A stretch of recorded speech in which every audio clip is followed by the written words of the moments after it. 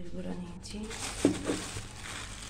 আর পরিমাণ মতো চামচ 3 চামচ দিয়েছি ময়দা।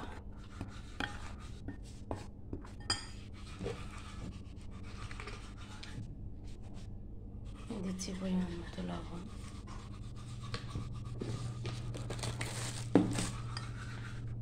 স্বাদ অনুযায়ী মিষ্টি দিচ্ছি।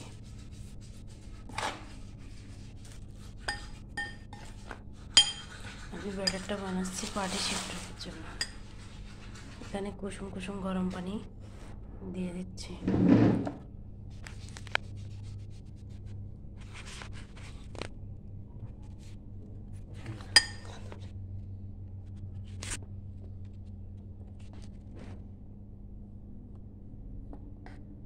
কুসুম গরম পানি দিয়ে দিচ্ছি ব্যাটারটার জন্য।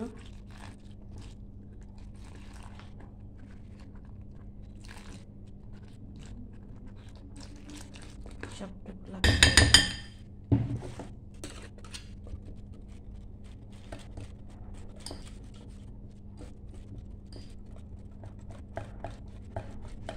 দুধটা দিলে বেশি মজা হয়, স্বাদ হয়, কিন্তু দুধটা আমার কাছে নাই, এই জন্য আমি স্কিপ করছি। আপনারা দিবেন, অবশ্যই বেশি টেস্টি হবে।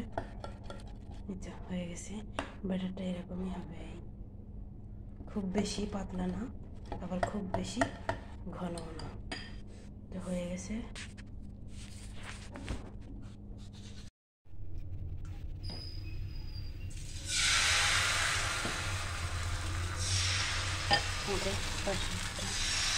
ব্যাটারটা দিয়ে দিয়েছি, ঢাকা বন্ধ হয়ে গেছে।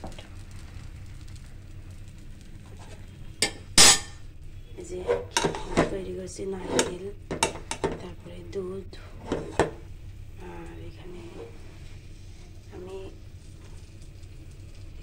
ইয়েটা ভেজে নিয়েছিলাম, সুজিটা একটু ঘি দিয়ে, তারপর নারকেল, দুধ, চিনি এগুলো দিয়ে ক্ষীরমন্ডা তৈরি করছি। যে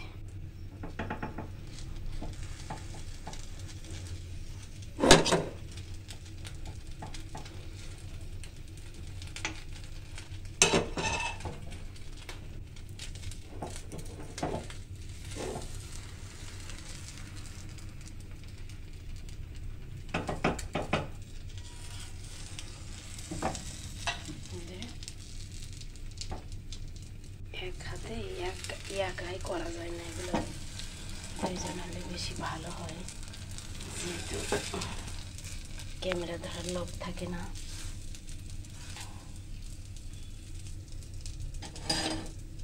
ক্ষীরমন্ডা যতটা সুস্বাদু হবে খেতে ততটাই ভালো লাগবে। এই যে আমার হয়ে গেছে, আর বাকিটা তৈরি করব, তো প্রথম থেকে শেষ পর্যন্ত দেখতে থাকুন। ফাইনালি হয়ে গেছে, এটা একজনকে দেব আর এটা আমাদের জন্য। খুবই সুস্বাদু, বাসায় একবার হলেও ট্রাই করে দেখতে পারেন। যেহেতু শীত চলে যাচ্ছে আর আমরা পিঠাপুলি না খাইলে কি হবে।